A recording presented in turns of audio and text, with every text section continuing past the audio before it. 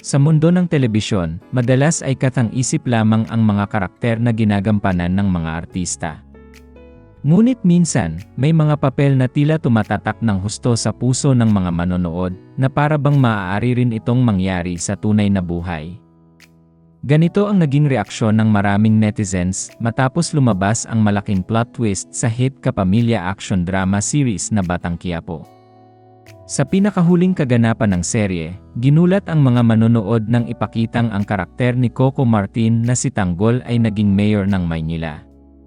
Ang eksenang ito ay bahagi ng mga pasabog na kaganapan sa final week ng serye, matapos ang halos 3 taon na matagumpay na pamamayagpag nito sa telebisyon at sa iba't ibang digital platforms ng ABS-CBN. Agad na ibinahagi ng Dreamscape Entertainment ang mga larawan at video ng naturang eksena sa kanilang opisyal na Instagram at Facebook pages. Sa mga post na ito, makikita si Tanggol na suot ang pormal na kasuotan at tila handa ng pamunuan ang lungsod ng Maynila bilang bagong mayor. Hindi naman nagpahuli ang mga netizens sa pagbibigay ng kanilang reaksyon. Sa comment section ng nasabing post, bumaha ng komento mula sa mga tagahanga at taga-subaybay ng serye. Marami ang nagsabing bagay na bagay umano kay Coco Martin ang maging isang public servant sa totoong buhay. Ayon sa ilang netizens, may karisma raw ang aktor na tila natural sa isang leader. May ilan pang nagsabi na kung sakaling pumasok si Coco sa politika, handa silang iboto ito sa anumang posisyon sa gobyerno. Isang netizen ang nagkomento, pag sa totoong buhay, bagay talaga si Coco maging mayor.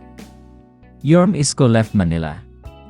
Samantala, may isa pang nagsabi, napalitan na pala si Isko. May mga tagahanga rin na nagbiro na baka sa hinaharap ay hindi na lamang mayor ang posisyong tatakbuhan ng aktor, kundi mas mataas pa, tulad ng pagiging pangulo ng bansa.